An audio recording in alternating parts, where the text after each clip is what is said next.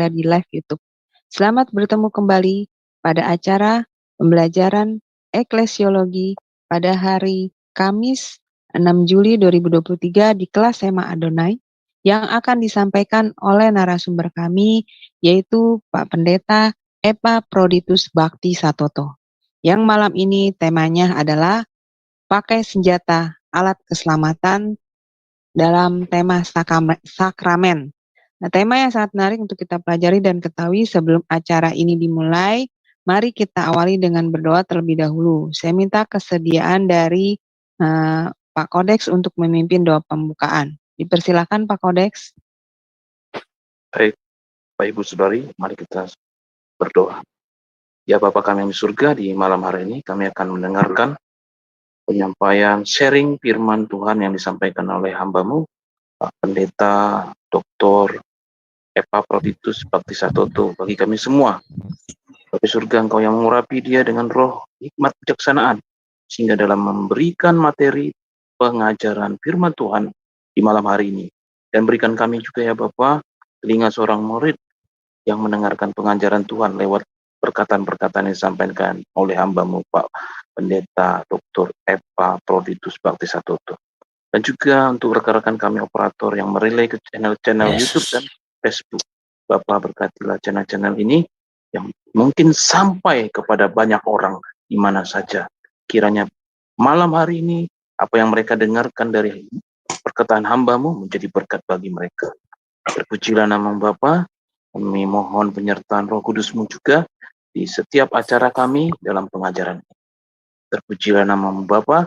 Kami telah mengucapkan syukur dan telah berdoa di dalam nama anak-Mu yang tunggal Yesus Kristus, Tuhan dan Juru Selamat kami yang hidup. Haleluya.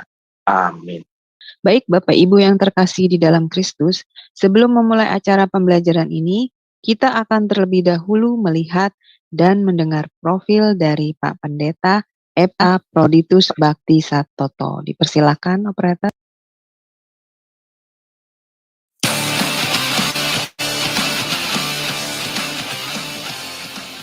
Salam semua, selamat datang kembali di Sema Adonai.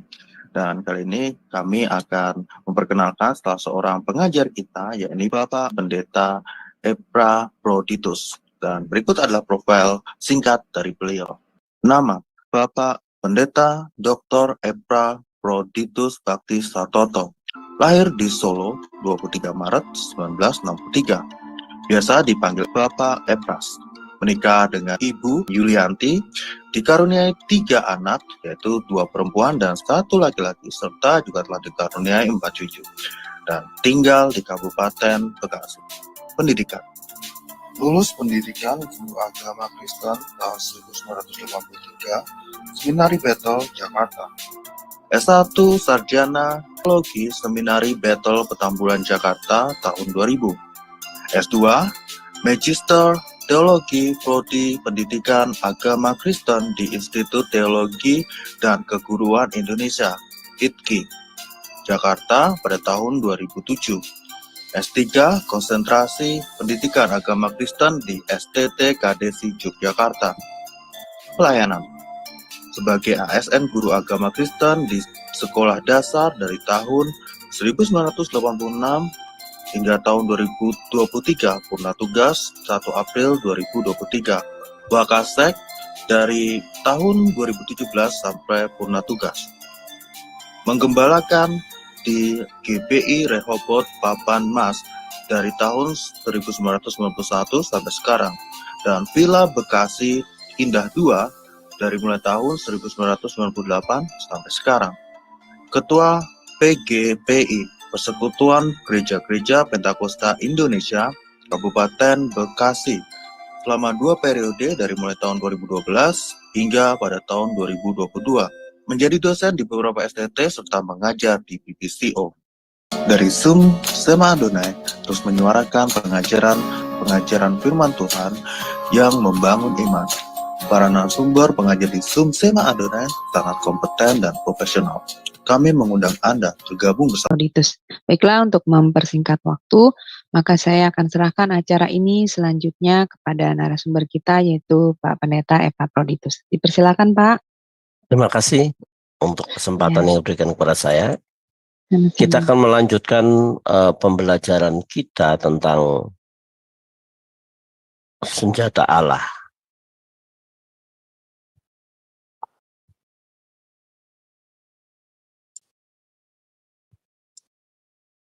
Ya. Kalau alat keselamatan minggu kemarin kita sudah bicarakan tentang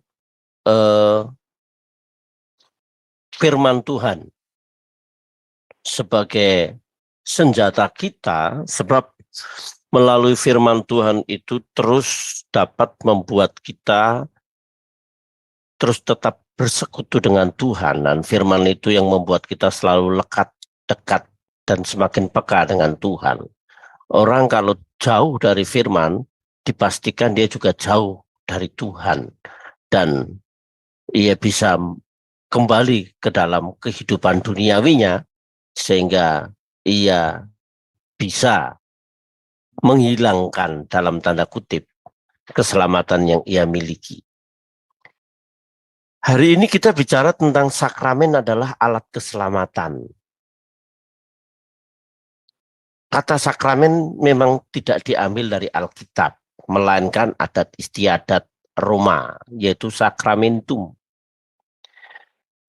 Ya, kata sakramentum. Kita lihat sebentar. Kata sakramentum memiliki dua arti. Yang pertama sumpah prajurit, yaitu sumpah kesetiaan yang harus diucapkan oleh seorang prajurit di hadapan panji-panji kaisar. Sedang yang kedua uang tanggungan yang harus diletakkan di kuil oleh dua golongan yang sedang berperkara bagi yang kalah dalam akan kehilangan uangnya. Ya. Kata sakramen mengandung arti kata saker, yang berarti kudus. Perbuatan atau perkara yang rahasia, yang kudus, yang berhubungan dengan para dewa, itu kata saker itu. Dan sakramen memiliki hubungan dengan sakramentum, yang dipandang sebagai terjemahan dari bahasa Yunani mysterion, sesuatu yang misterius atau magis yang biasa disebut gereja sakramen. Ya, nanti kita akan melihat apakah sakramen itu di dalamnya ada magisnya. Ya. Nanti kita akan bicara soal itu. Ya. Dalam gereja semula yang disebut sakramen adalah segala rahasia yang bersangkutan dengan Tuhan Allah, serta pernyataannya, yaitu upacara-upacara kebaktian dan lain-lain. Nah, di sini kita tahu bahwa upacara-upacara dalam kebaktian atau upacara-upacara gerejawi seperti ibadah-ibadah termasuk kebaktian pemberkatan, perkawinan, ya, penyerahan anak kalau di karismatik. Nah, itu semua termasuk yang disebut sakramen. Nah, sakramen yang disebut juga ordonasi. Ini tidak mengandung arti pemberian anugerah, tetapi hanya merupakan satu lambang. Jadi sakramen itu juga dapat dikatakan lambang. Dalam perkembangan dibedakan antara sakramen dan sakramentalia. Nah, sakramentalia adalah segala upacara yang ada di sekitar sakramen yang sebenarnya yang diadakan oleh gereja, seperti doa syafaat dan doa berkat atau pelayanan yang mendatangkan kebahagiaan. Nah, sakramentalia ini yaitu upacara-upacara atau aktivitas-aktivitas gereja, bahkan sakramentalia ini juga disebut barang-barang yang telah dikuduskan. Kita sudah belajar tentang kudus kados, yaitu sesuatu yang dipisahkan, bukan untuk umum, tetapi sesuatu yang dipisahkan untuk sesuatu yang mulia, yaitu untuk Tuhan sendiri, termasuk di dalamnya gedung, mezbah, pakaian imam, musik, dan lain-lain. itu bisa disebut sakramentalia. Ya. Dalam gereja Rom Katolik ada 7 sakramen. 1 baptisan, penguatan iman, ekaristi, pengakuan dosa, perminyakan, imamat, dan perkawinan. Nah, saya tidak uraikan ini sebab bukan bidang saya. Dalam arti kalau saya menguraikan jelas bukan wewenang dalam tanda kutip bahwa tidak seharusnya saya bicara soal itu. Nah, dalam gereja reformasi ada 2 sakramen, yaitu baptisan dan perjamuan kudus. Ini nanti kita akan singgung apakah itu baptisan, apakah itu perjamuan, baptisan dan sunat, itu kita akan bicara minggu-minggu yang akan datang. Nah, sakramen menurut Rom Katolik, hakikat sakramen terletak di dalam hal berikut. Bahwa sakramen mencurahkan karunia yang adikrodati dalam eksistensi manusia. Itu menurut Rom Katolik. Tetapi menurut gereja reformasi bahwa hakikat sakramen terletak bahwa sakramen adalah tanda dan meterai. Tanda dan meterai yang ditetapkan oleh Allah dalam Injil. Bahwa karena korban Kristus di kayu salib, kita dianugerahi keampunan dosa dan hidup yang kekal.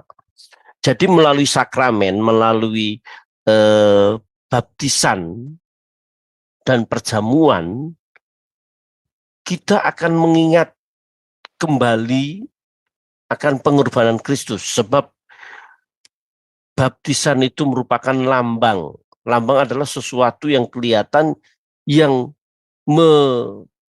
menjelaskan yang tidak kelihatan. Itu lambang. Ya. Lambang menunjukkan bahwa tanda yang diberikan Allah kepada manusia yang oleh tanda itu manusia mengerti, memahami kasih karunia Allah di dalam kehidupannya. Melalui sakramen, baik itu baptisan maupun perjamuan, maka orang percaya akan mengingat kembali pengorbanan Kristus di kayu salib. Bahkan dalam baptisan itu, baptisan yang dilakukan oleh beberapa gereja, khususnya karismatik, dibaptis itu diselam, dicelup dari kata baptiso, yang melambangkan mati bersama Tuhan, menguburkan manusia lama dalam air, dan dikeluarkan dalam air, menunjukkan dia hidup baru di dalam Kristus. Nah, ini arti daripada sakramen menurut gereja reformasi. Dari sakramen itu kita tahu, kita kenal, kita memahami, bahkan kita mengempati kesengsaraan, kematian Kristus di kayu salib, yang olehnya kita mendapat keampunan dosa dan hidup yang kekal. Apakah yang dimaksud dengan tanda? Dalam Kejadian 9 ayat 13, Tuhan Allah menjadikan pelangi busur yang di awan menjadi tanda perjanjiannya dengan bumi. Sedangkan dalam Kejadian 17 ayat 11, Tuhan Allah menjadikan sunat menjadi tanda perjanjiannya dengan Abraham dan keturunannya. Tetapi dalam perjanjian baru, mujizat Yesus disebut tanda. Ya, mujizat Yesus juga disebut tanda. Yang oleh mujizat itu, orang mengerti perbuatan Allah. Yang oleh tanda itu, mereka menyadari bahwa Allah melawat umatnya. Melalui tanda itu orang semakin mengenal bahwa Allah itu ada, hadir, dan memberikan atau mengadakan mujizat itu. Nah, sakramen itu satu tanda bahwa satu perkara, tanda itu suatu perkara atau suatu tindakan yang menunjuk kepada perkara atau tindakan yang lain. Ya. Melalui baptisan itu sebenarnya menunjukkan kesengsaraan dan kematian Yesus. Dan dikubur dan bangkit. Itu tanda yang lain menunjukkan akan kesengsaraan Yesus. Pelangi menunjuk pada perjanjian Allah dengan bumi. Sedang sunat menunjuk perjanjian Allah dengan Abraham. Mujizat Tuhan Yesus menunjuk kepada kemuliaan, ya, keagungan, kemasuran, kehebatan dari Tuhan. Yang saya katakan tadi bahwa dengan mujizat itu menunjukkan bahwa Allah itu bekerja dalam kehidupan manusia. Ya, kuasanya nyata. Itu mujizat. Menunjukkan bahwa melalui mujizat itu nama Tuhan dimuliakan, diagungkan. Maka saya sering katakan mujizat itu tidak diobral murah. Mujizat itu hanya Tuhan berikan kalau di dalamnya nama Tuhan dipermuliakan. Dan Tuhan begitu maha bijaksana. Ia tidak semudah memberikan atau mengadakan mujizat kalau mujizat itu hanya sebatas untuk hal yang tidak penting, di dalamnya nama Tuhan tidak dipermuliakan. Ya. Jadi jangan mengobral mujizat. Jadi jikalau sakramen disebut tanda, hal ini berarti bahwa apa yang diwujudkan dalam sakramen itu menunjuk kepada perkara yang lain. Atau sakramen itu menggambarkan atau mengibaratkan perkara yang lain dengan maksud supaya yang lain itu mudah dimengerti. Ya, ini sakramen itu menjelaskan. Ya, orang tidak mengenal apa itu Yesus mati, dikuburkan dan bangkit, itu dilambangkan bahwa baptisan itu dicelup dan dibangkitkan kembali, menunjukkan dia bangkit bersama Yesus. Nah, nanti juga kita akan singgung tentang baptis percik, ya, minggu-minggu yang akan datang, tentunya bukan sekarang. Hari ini khusus kita tentang sakramen dulu, ya. Sebab baptis itu ada beberapa dimensi, ya. Ada yang dicelup, ada yang dipercik dan lain-lain. Nah, adapun yang diibaratkan di dalam sakramen adalah janji-janji Tuhan Allah yang disebutkan di dalam Injil, yaitu bahwa karena kurban Kristus di kayu salib, orang beriman mendapat keampunan dosa dan hidup yang kekal. Ya, dalam Markus 16 ayat 16, barang siapa dibaptis, ya, akan diselamatkan, dan barang siapa yang tidak percaya akan dihukum. Berarti dengan sakramen tadi itu mengukuhkan, mengingatkan kembali. Melalui sakramen itu orang ditarik, dibawa semakin dekat dengan Tuhan. Melalui sakramen itu orang dapat mengempati, mengingat pengorbanan Yesus di kayu salib. Ya, Yesus berkata, makanlah, inilah tubuhku yang diserahkan bagi kamu. Jadi saat kita makan roti melambangkan tubuh Kristus, orang mengingat kematian Yesus Kristus itu. Kalau orang itu mulai semakin peka akan pengiringan kepada Tuhan, dia makan tidak sekedar dia makan roti itu atau minum anggur. Inilah darah perjanjian yang ditumpahkan bagi banyak orang dalam Matius 26, ya, ayat 2, Matius 26 ayat 26 27 itu. Dan melalui anggur itu orang mengingat Kristus, darah Kristus telah tercurah sehingga dia boleh mendapatkan pengampunan dosa. Dengan dia mendapatkan pengampunan dosa, jelas dia harus tidak melakukan dosa itu lagi. Dia tidak lagi menyakiti Tuhan dengan mudahnya dia berbuat dosa. Betapa ironisnya banyak orang Kristen yang mengikuti perjamuan atau sakramen, ya, sakramen itu hanya sebagai upacara gerejawi yang tidak berdampak, yang tidak berpengaruh. Dia kalau menyadari bahwa tubuh dan darahnya dilambangkan dengan roti dan anggur, maka dia akan semakin sungguh-sungguh mengiring Tuhan, hidup dalam kebenaran. Dia tidak mau lagi menyakiti hati Tuhan dengan hidup dalam dosa. Kalau orang itu dibaptis, kemudian hidupnya tidak berubah, apa arti baptisan itu? Makanya kalau ada orang berkata, Pak Pendeta saya mau menikah, tolong dibaptis. Oh, enggak bisa. Menikah itu baptis itu bukan syarat pernikahan. Memang dalam catatan sipil ada surat baptis. Harus. Di gereja juga harus.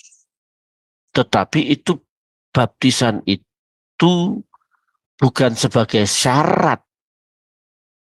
Itu kan syarat administrasi. Tapi yang baptis itu bagaimana ia memiliki komitmen mati bersama Tuhan dan bangkit bersama Tuhan. Orang yang mau dibaptis tentunya mesti harus berani bernyanyi, salibkanlah aku Tuhan, ku rela, ku sedia disalibkan, agar ku menjadi milikmu yang benar. Salibkanlah aku Tuhan. Tuh. Ini kalau orang menyadari bahwa kalau orang itu masuk dalam baptisan, dia harus tahu betul bahwa dia dicelupkan bukan sekedar dicelup, tapi itu mematikan seluruh kehidupan lama. Ya. Jadikan orang-orang yang mau dibaptis itu bukan karena mau menikah, tetapi sebuah komitmen. Kan ironis tuh ada orang istri berkata begini, Pak Pendeta, ada orang begitu, tapi tidak pada saya.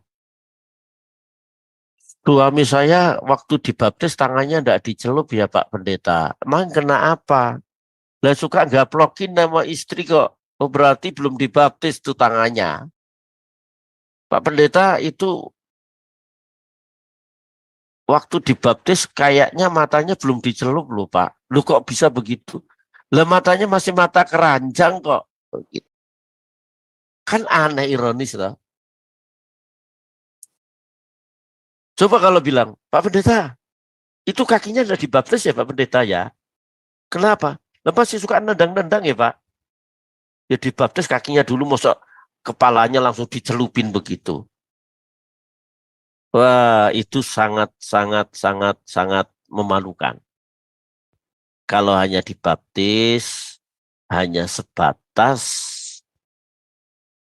upacara agamawi. Dalam baptisan, dalam sakramen perjamuan, menunjukkan bahwa sungguh-sungguh dia itu ada dalam hadirat Tuhan. Di mana dia berurusan dengan Allah, di mana dia mengevaluasi eksistensinya. Ujilah dirimu sendiri dalam 1 Korintus pasal 11 itu. Apakah dirimu sendiri, kalau ada dosa ampuni mereka. Sehingga saat dia masuk dalam sakramen perjamuan kudus itu memang betul-betul harus kudus. Ya, betul-betul harus kudus sakramen. Nah, sakramen bukan hanya sebagai tanda tetapi juga sebagai meterai. Artinya sakramen disebut meterai sesuatu yang dipakai untuk meneguhkan atau menyatakan kemurniannya sehingga dapat dipercaya. Ya, saya berharap masih kedengaran ya, wis Masih, Aling Pak. ya. Iya, Ya, ini masih jelas. karena hujan deras banget ini. Ya, Masih, Pak, masih jelas oke. suaranya. Ya, Jikalau silakan, Pak. sakramen disebut meterai, hal ini berarti bahwa sakramen berfungsi untuk meneguhkan, mengokohkan, menunjukkan kemurnian bukan palsu. Wah, itu sakramen. Jadi sakramen itu, melalui sakramen itu, kita semakin sering mengadakan sakramen, mesti kita semakin teguh, semakin kokoh. Ya, gereja mula-mula setiap hari mengadakan sakramen. Ya, memecah-mecahkan roti. Ada gereja sebulan sekali, ada gereja 3 bulan sekali gitu ya. Tapi itu kan sebuah peraturan gereja.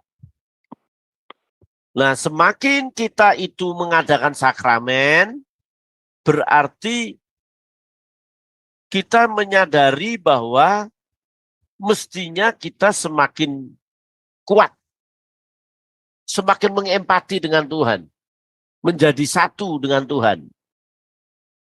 Nah, tanda dan meterai tidak dapat dipisahkan. Sakramen sebagai tanda suatu perkara lahiriah yang dipakai Tuhan Allah sebagai pengukuhan. Dikukuhkan untuk meneguhkan janji-janjinya. Itu sakramen sebagai tanda. Ya, dikukuhkan bahwa janjinya itu ya dan amin. Dan sakramen disebut meterai. Hal ini berarti bahwa dengan sakramen itu Tuhan Allah bermaksud memberikan pengukuhan. Apa ya pengukuhan? Ketetapan, dikukuhkan kepada orang beriman yang menerima sakramen itu. Ya, menjadikan bahwa kematian dan kebangkitan Yesus, pengorbanannya itu semakin kita memahami bukan hanya sebatas afektif dan kognitif, tetapi juga psikomotorik. Kita bukan sebatas mengerti anggur melambangkan darah, roti melambangkan tubuh Kristus.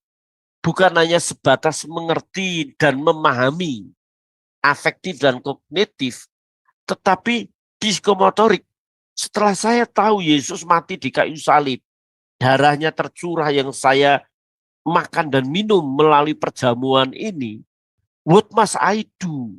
Apa yang mesti harus aku lakukan gitu loh. Ya, apa yang mesti harus aku lakukan buat Tuhan? Apa yang mesti aku bisa lakukan sebagai tanda ucapan terima kasih atau ucapan syukur atas pengorbanan Tuhan?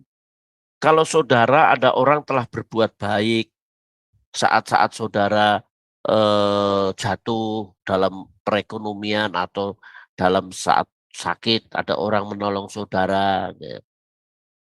Kemudian saudara pulih kembali, sehat kembali. Pasti saudara mengucapkan terima kasih. Ya, merasa berutang budi. Nah, kalau sama manusia aja kadang-kadang kita merasa berutang budi, apalagi sama Tuhan. Dan ini kadang-kadang orang nggak tahu, nggak sadar. Melalui sakramen itu kan diingatkan terus. Yesus mati di kayu salib, ya, dia sengsara, dia dikuburkan dan bangkit untuk kita semuanya.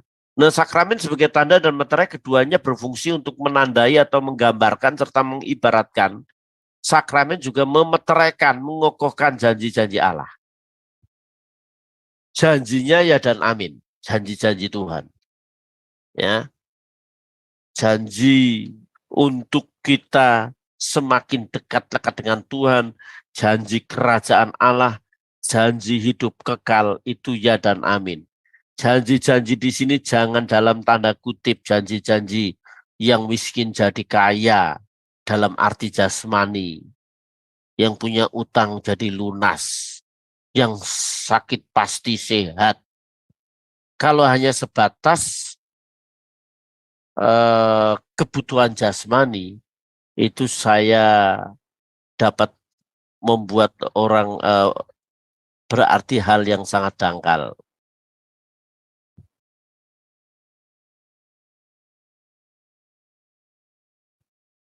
Sakramen di dalamnya tidak mengandung daya kekuatan atau sebagai obat kuat yang mengkuatkan atau mengokohkan, melainkan yang memberi mengokohkan, yang memberi atau mengokohkan dan mengkuatkan iman adalah Allah sendiri.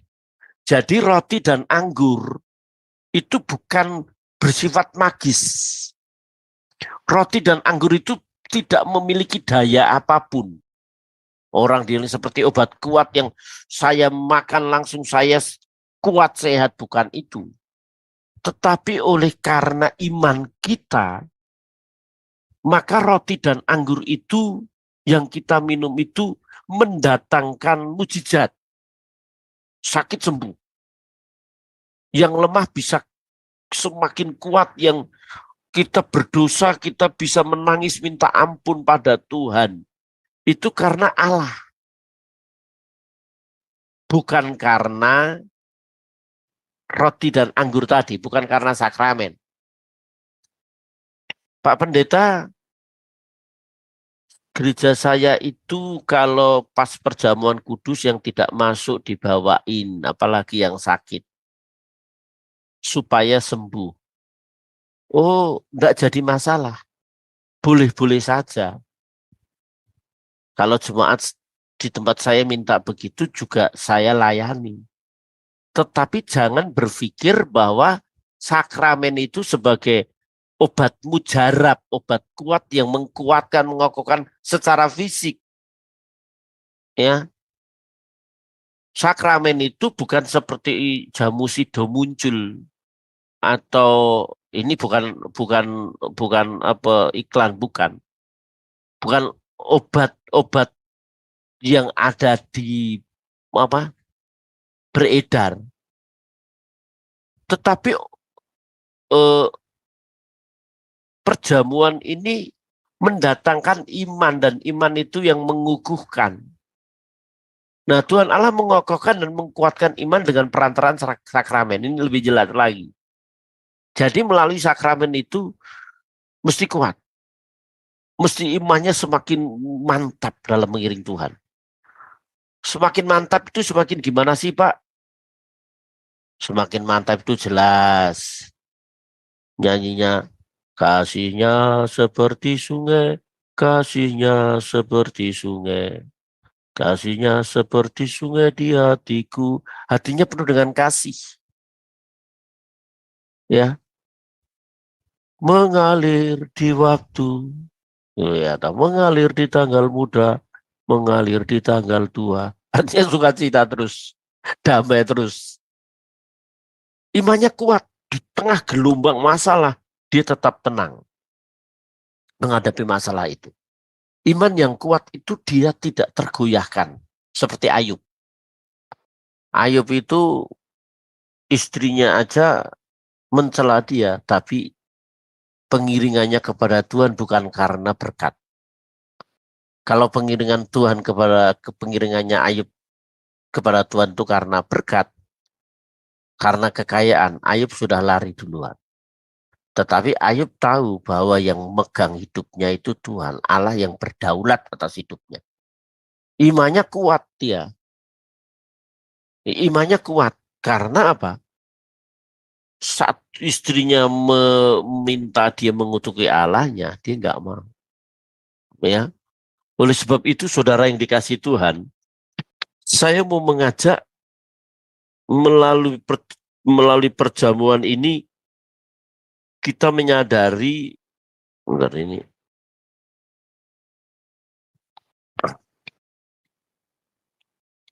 Nah, ini kok siapa sih?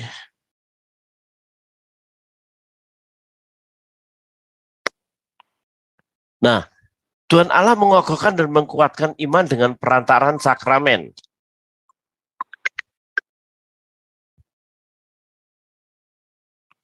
Tuhan Allah mengakukan dan menguatkan iman dengan perantaran sakramen. Sakramen tidak dapat dipisahkan dengan kuasa serta karya Roh Kudus.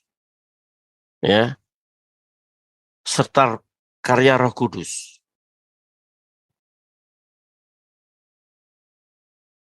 Sakramen dapat menjadi alat penguatan atau pengakuan iman jikalau Roh Kudus bekerja melalui sakramen tersebut. Jadi, tanpa Roh Kudus bekerja, sakramen tidak berarti apapun. Jadi, percuma dalam tanda kutip kalau hanya sebatas melakukan aktivitas tanpa kuasa, tanpa urapan, tanpa pengakuan dari Tuhan Allah sendiri. Nah, sebagai kesimpulan, bahwa sakramen adalah tanda dan meterai yang ditetapkan Tuhan Allah. Karena sakramen adalah perintah Tuhan yang harus dilaksanakan. Pada malam sebelum Tuhan Yesus disalibkan, yaitu perjamuan Paskah, setelah memecah-mecahkan roti, setelah memberikannya kepada murid-muridnya, ia berkata, perbuatlah ini menjadi peringatan akan aku. Dan Matius 28 ayat 19-20, karena itu pergilah jadikanlah semua bangsa muridku dan baptislah mereka dalam nama Bapa, Putra, dan Roh Kudus, dan ajarlah mereka melakukan segala sesuatu yang telah kuperintahkan kepadamu. Nah, dari uraian di atas, Bapak Ibu, bahwa baptisan dan perjamuan kudus bukan hasil penemuan manusia, melainkan penetapan Tuhan Allah sendiri. Jadi bukan gereja yang merumuskan adanya sakramen ini, tetapi sakramen itu, baptisan dan perjamuan itu dari Tuhan sendiri. Nah, Tuhan sendiri berkenan menghubungkan sakramen kudus dengan sengsara dan kematian Tuhan Yesus yang mendatangkan keselamatan. Oleh sebab itu, sakramen tidak dapat dipisahkan dengan karya penyelamatan Kristus yang sudah diselesaikan di kayu salib, yang mendamaikan Allah dan manusia. Nah, melalui sakramen ini, mari kita tahu bahwa sakramen bukan sesuatu yang sifatnya umum. Itu sesuatu yang sifatnya sakral, suci, sifatnya sungguh-sungguh membuat kita menjadi dekat, menjadi lekat, menjadi kokoh, dan kita semakin menyadari kekurangan kita, kita semakin hidup dalam kebenaran dengan melakukan sakramen. Nah, hari ini kita khusus bicara sakramen saja, minggu depan kita bicara soal baptisan. Ya, oke, jam 10 lebih, jam 10 kurang 5. 10, iya. Ya, Baik, kita 50 menit. Iya, baik, terima kasih kepada Pak Epaphroditus untuk materi yang telah dijabarkan pada malam ini, yang semakin membuat kita mengerti akan arti sakramen, sehingga semakin meneguhkan iman kita dan juga menambah pengetahuan kita akan kebenaran firman. Baiklah, sebelum kita masuk pada sesi diskusi atau tanya jawab, sebelumnya kami akan dan tanya jawab atau sharing, mau menambahkan juga boleh, tapi sebelumnya Bapak dan Ibu yang terkasih, raise hand terlebih dahulu untuk jika ingin bertanya. Silakan Bapak dan Ibu sekalian. Iya. Apakah sudah jelas, bisa terlalu cepat gitu? Iya. Baik Pak, kalau belum biar saya dulu yang pertama. Iya. Pak Epras, kan perjamuan kudus itu biasa diadakan di gereja, itu dipimpin oleh pendeta ya Pak. Iya. Kalau di Katolik oleh Romo. Nah, yang saya mau tanyakan, apakah perjamuan kudus itu boleh kita angkat sendiri gitu Pak? Misalnya kan ada yang boleh membawa pulang anggur dan itu apa hosti itu ya Pak? Apakah itu boleh kita mengangkat sendiri gitu Pak, perjamuan kudus itu? Ya Apa harus pendeta? kalau perjamuan itu sudah diberkati Oh, pendeta sudah dikuduskan, mm, tidak apa-apa dibawa pulang terus kita sendiri yang mimpin, kita berdoa. Saya kira mm. tidak menjadi masalah. Itu sudah diberkati. Oh, yang tidak boleh yang belum diberkati oleh Iya, pendeta belum ya Pak? Ya, diberkati. oh, Kalau sudah diberkati uh, dibawa pulang, terus uh, didoakan, tapi jangan dalam tanda kutip ya. Ada mm, gereja-gereja, mohon maaf, ada mm, gereja-gereja tertentu mm. apa itu dijadikan kayak satu jimat gitu. Wah, ini Iya betul Pak, iya. anggur, ini Mm, apa itu minyak, urapan dan lain-lain. Dijadikan dalam tanda kutip bendanya itu jadi sesuatu yang magis. iya Sedangkan bukan yang mendatangkan kesembuhan itu bukan karena itu gitu. bukan karena bendahnya ya Pak, tapi iman Bukan kita ya Pak. Iya, iman iman kita. kita. Nah, Nah, biasanya yang mengadakan heeh, perjamuan itu heeh. orang-orang yang sudah mendapat jabatan sebagai pendeta atau pastor itu. Nah, iya itu yang Itu boleh ya mengangkat boleh. Kita perjamuan nggak itu boleh. ya. Kita yuk Iya, kita saya tumpang tangan jadi perjamuan ya.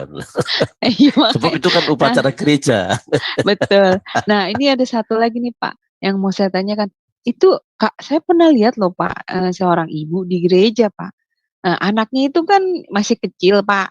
Nah, dia Ya. ngeliat ibunya apa makan rosti itu, dia nangis minta, nah, ibunya memberinya. Itu bagaimana Pak? Kalau seperti itu ya. Setahu saya kan anak kecil itu memang belum belum maksudnya untuk mengangkat perjamuan kudus itu kan tidak tidak sembarangan ya Pak. Maksudnya eh, ada aturannya. Orang yang belum dibaptis kan nggak boleh ya Pak mengangkat perjamuan seperti itu. Nah ini kalau anak Iya, kecil ini bagaimana Pak? memang ada Apakah gereja salah gitu? gereja yang mengatakan aturan memang ya hanya mereka yang Mm, belum sudah dibaptis itu adalah sebuah mm, peraturan gereja. Tapi ada mm, juga yang mm, mm, mereka yang sudah memiliki iman, mereka yang mengerti orang yang sudah dewasa. Nah, sebenarnya mm, tidak boleh. mm, mm, Sebenarnya jangan sampai ya. mm, Tetapi barangkali itu supaya mm. anak diem, ndak Iya rewel benar, begitu iya ya. benar Pak. Itu tapi secara Nah, teologis memang hanya orang-orang yang dewasa mengerti pengorbanan, mm, menghayati kematian itu yang boleh mm, mm, gitu. mm. Iya betul. Oke. Dan ini Pak, perjamuan kudus ini sebenarnya kan dikatakan di Alkitab boleh dilakukan sesering mungkin ya Pak. Nah, apakah itu boleh dilakukan misalnya dalam sehari itu misalnya saya ke gereja 3 kali, lalu saya mengangkat perjamuan itu 3 kali, apakah boleh Pak? Itu dilakukan. Nah, itu Pak. Penjelasannya bagaimana? Iya, Iya. Nah, saya tuh mm, melayani perjamuan itu bisa minggu mm, pertama itu yang pasti mm, 2 kali. Yang mm, pasti dua mm, kali. Kecuali saya mm, diundang lagi sore harinya mengadakan perjamuan bisa 3 kali. Saya sebagai gembala, mm, tapi ada juga orang-orang mm, yang kebaktian 3 kali itu juga 3 kali juga dia kebaktian. Semakin dia mm, semakin kuat, semakin menyadari, semakin mm, mengempati, mm. semakin dekat dengan Tuhan. Tidak jadi masalah. Tapi bukan Oh. sebatas dia makan dan minum, tapi Mm. semakin menyadari, semakin dekat dengan Tuhan. Nah, begitu loh. Oh, iya berarti boleh Iya, ya, iya Pak. Saya boleh. pikir tadinya tidak boleh, Pak. Makanya saya jadi kalau pas saya misalnya ikut dalam seminggu itu 2 kebaktian, yang satu lagi saya nggak angkat perjamuan, Pak.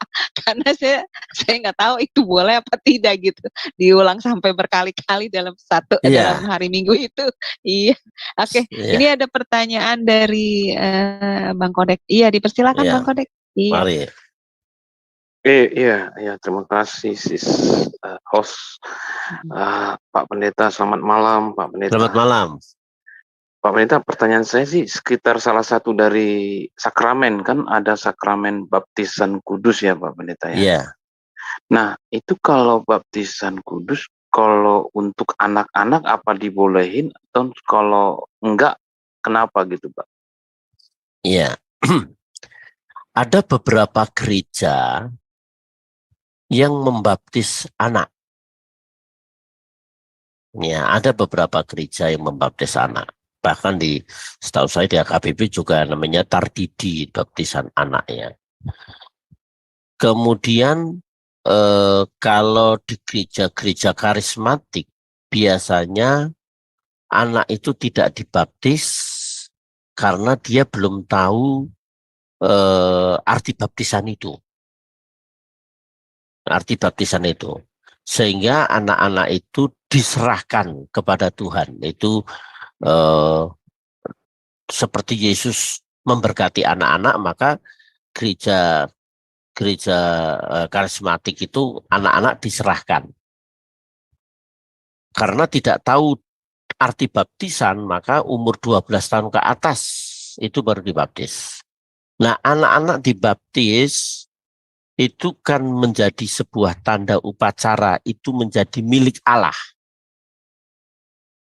Kalau di karismatik itu diserahkan. Tapi tanda baptisan itu dikukuhkan, disahkan bahwa ia menjadi milik Tuhan. Itu sepengetahuan saya bahwa anak-anak itu diserahkan, itu dibaptis itu memiliki arti sebagai tanda dia menjadi milik Tuhan. Begitu Pak. Itu nanti minggu depan saya mau bicara soal ini. Baptisan kudus. Baptisan kudus. Banyak baptisan kudus yang saya akan singgung gitu. Gitu Bang Iya, Bang Pak. Kodek, iya. Bang Kodek ya. Ya, makasih Pak Pendeta. Iya, Oke. itu hanya itu peraturan gereja. Itu hanya bicara peraturan gereja, Pak. Ya, baik, ini ada lagi Pak Epras, yaitu Ya. Sema Adonai. Ya, silakan, ini Pak siapa ini? Silakan Pak. Monitor, ya. Oh, Bro Agus ya. Nah.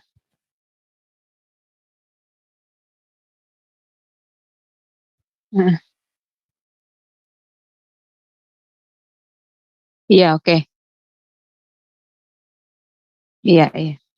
Ya, silakan Bro Pak Agus.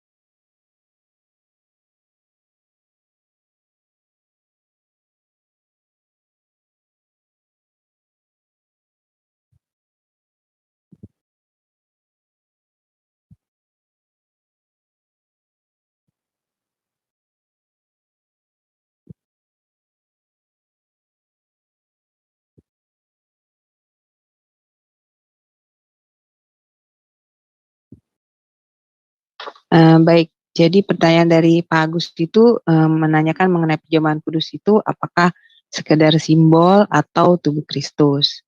Dan satu lagi yaitu mengenai pengertian dari bait Allah bagi masing-masing substansi itu seperti apa Pak? Ya, dipersilakan Pak. Ya, bahwa perjamuan kudus itu sebagai lambang tubuh Kristus. Ya, inilah tubuhku yang diserahkan bagi kamu. Tubuh di sini dilambangkan, kata lambang itu menunjukkan sesuatu yang atau menjelaskan sesuatu yang tidak kelihatan. Kalau mau didefinisikan, sakramen itu adalah tanda yang diberikan atau lambang yang diberikan kepada manusia, artinya tanda yang dapat dilihat, yang menunjukkan kasih dan pengorbanan Tuhan Yesus kepada manusia, sehingga manusia dapat memahami, mengerti akan kasih Allah itu. Nah, memang ini menjadi sebuah perdebatan dalam arti ada yang mengaku itu benar-benar tubuh Kristus, ada yang mengatakan bahwa itu hanya sekedar sebatas lambang. Dan ini menjadi sebuah pergumulan. Tapi melalui pelajaran hari ini, saya mengatakan itu sebagai lambang.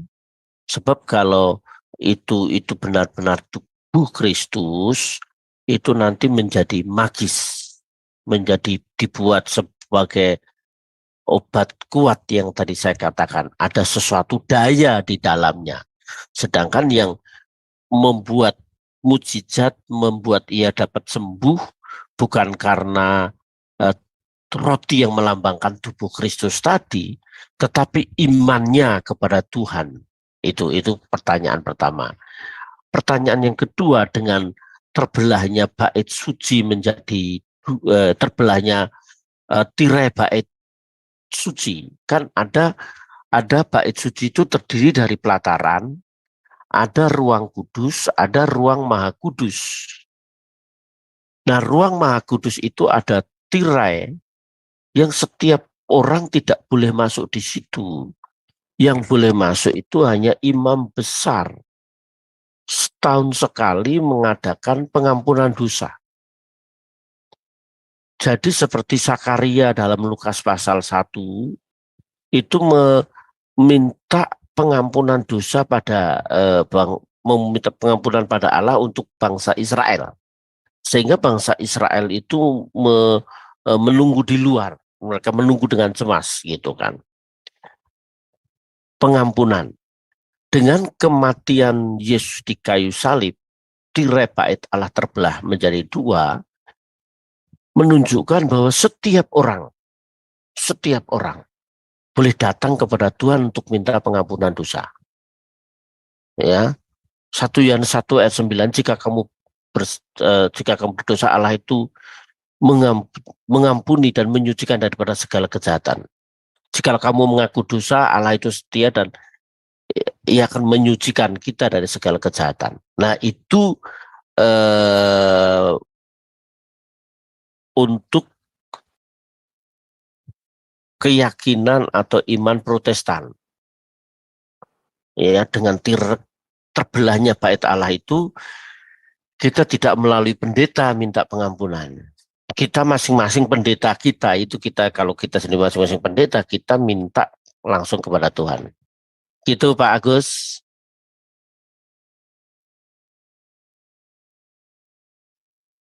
Iya. Ya. Jadi Iya, kita sama. semua boleh masuk ke ruang Maha Kudus. Sehingga kita nyanyi, masuk ruang Maha Kudus dengan darah anak domba. Masuk ruang, Amin. lagunya kan gitu kan. Nah, itu kita Iya, masuk dalam ruang Maha Kudus gitu. Itu iya, dengan terbelahnya tirai itu ya Pak. iya, Berarti tirai menunjukkan bahwa tirai pengampunan bait itu suci. tersedia untuk semua orang. Iya, tidak ada Ya, penyekat lagi ya Pak. tidak Berarti penyekat antara dan manusia dengan Allah. iya, dan tidak melalui seseorang minta pengampunan dosa. Masing-masing orang boleh datang kepada Tuhan dan minta pengampunan. Ya, Tetapi luar biasa. orang yang minta pengampunan itu jelas ada konsekuensi untuk tidak melakukan dosa lagi. Ya, sebab Betul, kalau dia Pak, minta ya. pengampunan dosa, Tuhan ampuni saya mencuri 5.000 Tuhan. Besok Tuhan ampuni saya mencuri 10.000. Tuhan ampuni saya, Tuhan saya mencuri 100.000 Tuhan. Nah, itu kan ledek namanya. Itu tidak Iya, menghargai benar ya Tuhan Pak. itu. Iya. Tidak menghargai. Jadi dengan kita minta ampun seperti Tuhan Yesus berkata kepada perempuan yang kedapatan berzina di Yohanes pasal 8 itu, pergi dan jangan berbuat dosa lagi. Betul. Jadi harus benar-benar jadi maksudnya harus benar-benar minta pengampunan itu Pak, bukan dengan maksudnya kemunafikan seperti itulah ibaratnya Pak ya, maksudnya datang dengan nangis-nangis tapi ternyata tetap melakukan hal yang sama. Seperti itu ya Pak berarti ya. Iya, kalau secara pribadi kalau kita minta ampun ya, Tuhan ampuni hari ini aku telah melukai istri. Saya telah meluk perkataan saya sombong Tuhan hari ini. Mm-mm. Nah, kalau kita dalam doa pribadi tuh, tapi jangan berdoa di gereja. Tuhan ampuni saya telah melukai istri. Wah, Iya, bubar Pak. itu. Iya. Jadi Jadi gosip, Pak. kita jujur sama Tuhan. Dengan kita Iya. jujur, kita akan, oh Tuhan ampuni hari ini saya sombong Tuhan. Perkataan saya sudah memiliki indikasi orang menilai saya bahwa saya ini orang yang lebih dari yang lain. Ampuni saya Tuhan. Nah, dari kepekaan itu orang semakin memahami belajar rendah hati. Orang belajar rendah hati itu susah. Betul, Kadang-kadang Pak. Iya. kita ngomong nggak sombong, tapi orang menilai dia sombong gitu. Iya, benar. Gitu. Nah, kita mesti melalui sakramen, semakin sering mengadakan sakramen, apalagi sampai 3 kali begitu sehari. Wah, semakin dekat kepadamu, semakin dekat dengan Tuhan. Nah, ini Pak, sakramen ini kan bisa biasanya kan memang diadakannya di gereja. Berarti orang itu memang harus ya, Pak, setiap minggu itu ke gereja, apalagi kayak Katolik ya, Pak. Itu kan setiap minggu mengangkat perjamuan kudus tuh, Pak. Kalau di Katolik kan iya. Iya. Jadi kalau nggak pernah ke gereja, yang nggak pernah sakramen ya, Pak, perjamuan kudus ya, Pak, benar ya? Iya. Makanya dulu ada orang datang, Pak, tolong Pak berkati saya mau menikah Pak. Kok enak sekali kau. Kamu gereja mana? Saya gereja A. Udah berapa lama? Sudah 5 tahun enggak ke gereja Pak. Waduh, imanmu udah berkarat itu. Iya benar Pak, ada. Ini saya ngalamin sendiri nih Pak. Maksudnya dari keluarga gitu Pak. Jadi dia menikah dengan Muslim ya Pak. Nah, ketika mau menikah, orang tuanya menginginkan anaknya ini menikah secara gereja. Nah, artinya kan pasangannya ini harus masuk Kristen ya Pak, dan harus menerima sakramen baptisan. Nah, ini bagaimana Pak Epras? Kalau misalnya dia masuk, maksudnya menikah secara Kristen di gereja, nah tetapi setelah menikah, jadi kayak seperti sandiwara gitu, setelah menikah itu dia balik lagi kepada agamanya yang semula, itu bagaimana ya Pak, kalau seperti itu ya Pak? Itu jelas salah ya Pak? Seperti itu jelas-jelas. Yang pertama, pendeta tidak boleh murahan, dalam tanda kutip, mohon maaf, gampang memberkati. Harus ada prosedur. Di Katolik aja hampir 1 tahun loh Katolik. Iya benar, iya benar Katolik Pak. itu semua Ya. ATI ya ponakan saya mau menikah di Katolik. Oke silahkan kalau pindah ke Katolik, tapi harus benar, jalankan dengan baik, sedang gitu. 1 tahun. Iya kalau di Katolik Pak. Iya belajar kan. Dulu. Ya mesti satu, dia harus menjadi jemaat, syaratnya. Dia harus menjadi jemaat sekian bulan barangkali. Mengalami, harus diadakan konseling pra-pernikahan. Iya. Nah, dari runtutan-runtutan tadi, gereja harus menangkap jiwa itu menjadi milik Kristus. Begitu. Jadi jangan nanti itu dia bersandiwara. Iya, betul. Ya, bersandiwara. Tapi kalau gereja sudah maksimal, ya Tuhan tahu. Saya memang berapa kali saya nolak, berapa orang minta diberkati. Saya tolak. Ada sekali banyak orang datang bawa mobil bagus-bagus ke rumah, tahu Pak berkati saya, nggak bisa saya gereja punya aturan, ada majelis, ada pengurus, ada staf gembala, nggak boleh. Kalau saya hanya memberkati seenaknya, mending saya bawa mimbar aja di pasar, ayo saya diberkatin. Iya benar Pak, betul. Oke. Luar biasa Pak materi malam ini. Bu Heni ada pertanyaan atau sudah jelas belum? Monitor Bu. Iya, Ibu Heni monitor. Monitor, saya menyimak dari tadi sembari kerja. Paham, pelajarannya paham Pak, nggak ada pertanyaan. menambahkan itu Bu Heni kira-kira ingin menambahkan? Nggak ada yang nggak ada Oh. ditambahin, semua mantap. Iya, puji Tuhan. Baik, siapa Ya, lagi Bapak Ibu yang ingin bertanya? jadi kita Silakan sedikit di resen. sakramen dulu, besok Iya. baptisan, biar lebih Betul. jelas. Kalau sakramen baptisan nanti malah lebih Iya. panjang gitu. Betul. Ya, saya Ya. tadi setuju ya Pak ya yang Bapak bilang itu. Banyak sekali yang saya tahu itu sakramen itu dikultuskan ya. Mereka tidak mengerti arti sakramen yang sebenarnya. Ya. Jadi ada beberapa orang mengambil sakramen, oh ini bisa menyembuhkan, sakramen ini bisa menyembuhkan, ayo banyak kesaksian, habis sakramen, mujizat terjadi datang. Bukan sakramen itu yang Yesus, Tuhan Yesus yang Tuhan yang memberikan kesembuhan. Jadi ada diambil perjamuannya, dikirim ke temannya melalui pesawat loh Pak, dikirim loh Pak pesawat. Ini udah didoakan sama pendeta ini. Nanti katanya kamu pasti sembuh, katanya udahlah pasti sembuh. Kan yang memperhatikan Tuhan. Iya. Jadi dia menganggap benda kayak anggur dan rotinya itu sebagai jimatnya malah ya Ibu. Jimat magis, hal yang magis. Iya, bukannya sebagai bukan mengimani tapi menganggap benda itu sebagai sesuatu yang sakti gitu. Iya. Oke, ini siapa lagi nih? Ayo. Kalau saya mengambil sakramennya setiap hari, Pak. Oh, setiap hari. Iya. Iya, di dalam perjamuan hati rohaninya ya, Pak ya. Saya akan mengenang Tuhan setiap hari di dalam doa saya. Saya mengenang Tuhan mati buat saya.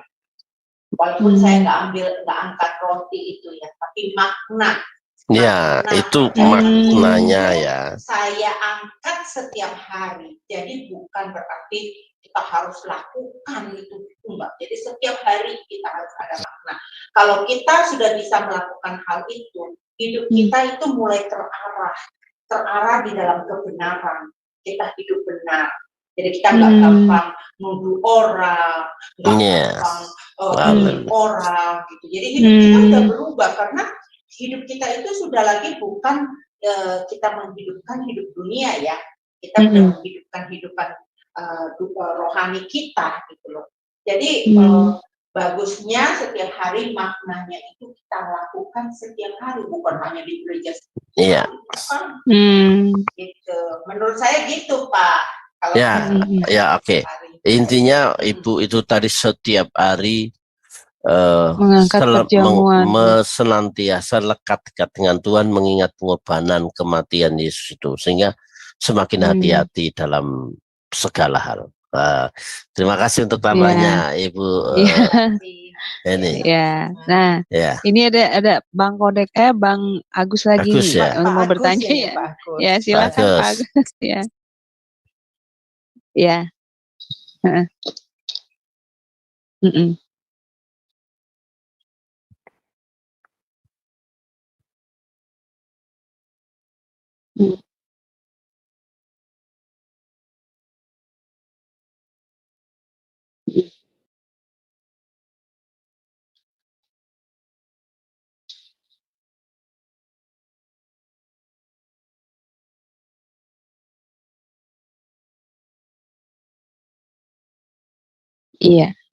Iya. Jadi Pak Agus bertanya Pak, apakah untuk menerima sakramen perjamuan kudus itu kita harus dibaptis terlebih dahulu? Ya, dipersilakan Pak Pras untuk pertanyaannya. Ya. Itu kembali kepada organisasi atau denominasi gereja. Ada yang menetapkan hanya orang-orang yang sudah dibaptis boleh melakukan atau mengambil perjamuan kudus. Bahkan sebelum perjamuan kudus itu para pengurus majelis itu memberikan sebuah peringatan-peringatan. Hanya orang-orang yang baptis saja yang boleh mengambil perjamuan. Sampai dia mesti sehari sebelumnya memberitahu tentang aturan itu. Tetapi ada juga yang tidak menetapkan harus. Ia memiliki satu pandangan kalau orang itu sudah dewasa, sudah mengerti, memahami pengorbanan dan kematian Yesus bagi manusia, ia boleh mengambil. Dan pendeta kan juga tidak mengerti seperti tadi Pak Agus tadi, kalau ada jemaat baru datang dan dia baru pertama kali mengambil, kan dari atas juga, dari pendeta pun juga tidak mengerti kalau jemaatnya itu bisa puluhan, bisa ribuan gitu loh. Oleh sebab itu kalau hemat saya seperti Pak Agus tadi, mengajak teman, dikasih tahu sebelumnya, ini melambangkan ini, lebih baik kalau menurut saya jangan mengambil dulu. Tapi kalau kamu sudah beriman kepada Yesus dan menurut peraturan di sini dibaptis, Anda tidak boleh mengambil dulu, begitu. Dikasih pengertian. Gitu, Pak Agus. Iya. Ya.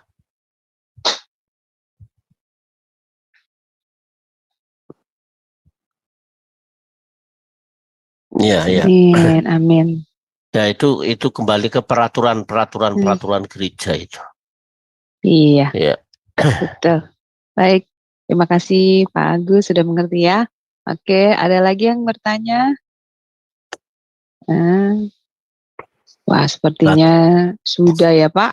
Tadi Sudah ada cukup ya. Pak Romi Tarigan ada, terus Pak siapa lagi ya saya lihat tadi. Oh ya. Oke. Oke, baik Pak. Sepertinya juga waktu sudah semakin larut. Baik, sebelum ditutup kelas ini, silakan Pak Epras untuk closing statement-nya ya Pak. Ya. Dan tutup dengan doa penutup dan berkat ya Pak. Terima kasih Pak Epras ya. Yang pertama bahwa sakramen itu satu hal yang sakral, satu hal yang suci. Sakramen itu ditetapkan dan diperintah oleh Tuhan sendiri yang harus gereja lakukan.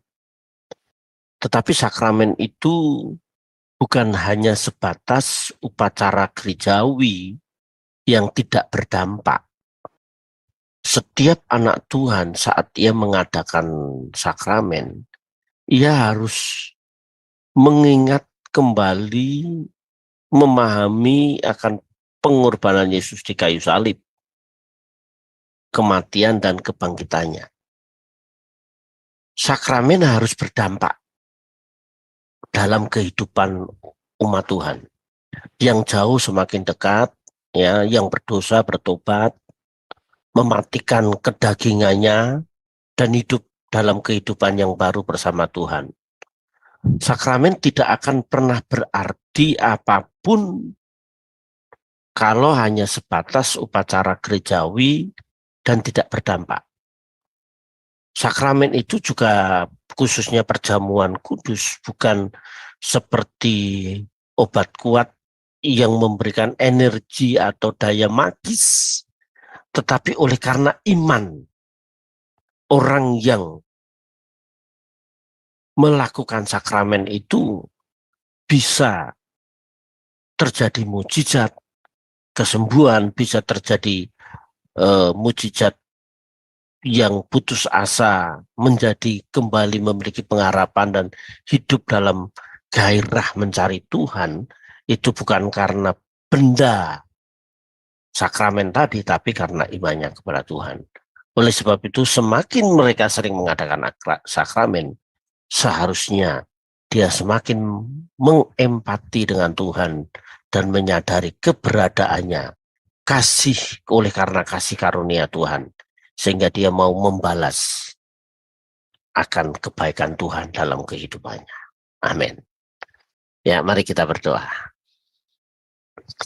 Betapa kami bersyukur kepada Tuhan untuk pembelajaran tentang sakramen. Bila kami tidak main-main lagi saat kami masuk dalam sakramen. Sebab sakramen adalah perintah yang Tuhan berikan kepada gereja untuk dilakukan, dan setiap umatmu boleh mengambil sakramen itu, baik baptisan maupun perjamuan. Bukan sebatas melakukan upacara agamawi, tetapi melalui sakramen mereka semakin mengasihi Tuhan, semakin hidup berkenan dan menyenangkan hati Tuhan. Tuhan memberkati semua yang terlibat di Sema Adonai. Hamba tidak menyebutkan satu persatu, namun kami percaya Tuhan mengenal mereka sekalian. Hamba-Mu berdoa Tuhan memberkati dengan kesehatan dan kekuatan. Melalui Sema Adonai banyak orang mendengar kebenaran firman-Mu, menjadi berkat bagi bangsa-bangsa, dan nama Tuhan dipermuliakan. Malam ini kami mau beristirahat. Bagi kami yang ada di Indonesia dan yang di Amerika masih bekerja juga, Tuhan menyertai. Kami tetap dalam perlindungan dan penyertaan Tuhan yang sempurna. Terpujilah nama Tuhan. Kiranya damai daripada Allah Bapa dalam kasih Kristus Yesus, serta persekutuan Roh Kudus menyertai saudara sekarang sampai Maranatha. Dalam nama Tuhan Yesus Kristus kami berdoa. Amin. Amin. Puji Tuhan. Terima kasih Pak Epras untuk pelayanannya. Tuhan berkati Puji pelayanan yang Tuhan. lebih dan lebih lagi.